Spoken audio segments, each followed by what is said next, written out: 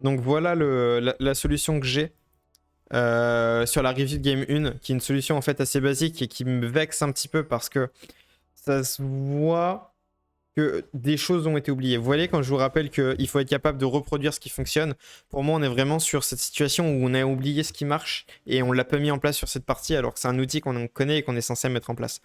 Je m'explique. J'ai travaillé donc avec LM et avec Martin pour la conception des match-ups en side et voir qui face qui sur le side pour savoir qui gagne contre qui et optimiser tout ça tout en faisant en sorte d'être capable de se look sur les sides pour savoir quand est-ce qu'on recall, quand est-ce qu'on met de la pressure, faire en sorte de jouer synchronisé pour qu'il n'y ait pas quelqu'un qui soit à la base, un autre qui est sous la T2, pendant que le mec qui est sous la T2 se fait focus et qui meurt, l'autre à la base peut rien faire, etc.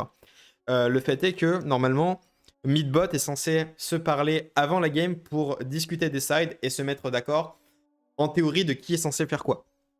Là, on est dans une situation où on est Aurora mid contre le blanc et potentiellement Aurora contre Cassante. Donc faisons le point. Aurora contre le blanc, de ce que m'explique LM, c'est que c'est à peu près match-up dépendant.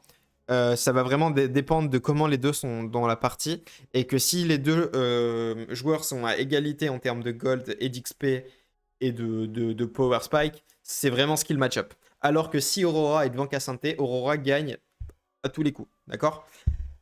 De son point de vue, j'en ai pas discuté avec Martin, mais je pense qu'on est tous d'accord là-dessus que Garen ne se fait bouger par aucun des deux. Donc Garen guide sur les deux sides. Donc ce qu'on veut faire, c'est faire en sorte que Garen joue contre le blanc en side et que Aurora joue contre Cassante sur le side. Pourquoi? En plus, c'est la bonne chose à faire.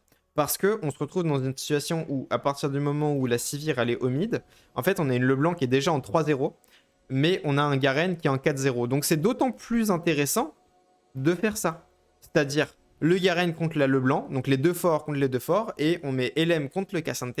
Donc le Cassante, il est au fond de sa game, ça va pas le remettre bien parce que justement LM, dans tous les cas, elle va passer devant, sachant qu'LM, elle est pas trop derrière, même si son farm est pas bon. Mais justement, ça va même lui permettre de prendre du free farm, de pouvoir revenir en gold, XP, potentiellement prendre un kill ici ou là.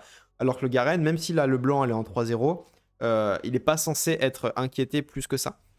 Donc en fait, c'est la chose à faire. Je suis certain que si les joueurs s'étaient parlé comme à l'entraînement, tout simplement, on n'aurait pas eu un jeu en side aussi pathétique. Voilà. J'ai pas besoin de rentrer dans plus de détails que ça, parce qu'après, les choses techniques concernant les joueurs, on les verra de chaque côté, mais d'un point de vue stratégique, là-dessus, pour moi, c'est vraiment ce qui fait défaut à notre partie par rapport à notre draft. On a déjà parlé plein de fois de la draft avec Crunk Yggdra, même avec les joueurs, je l'ai fait de mon côté. Mais la draft étant scalée, les clés de victoire qu'on avait, c'était ça. Et malheureusement, on ne s'y est pas tenu. Et donc, c'est une des raisons de plus pour lesquelles on a fini par perdre.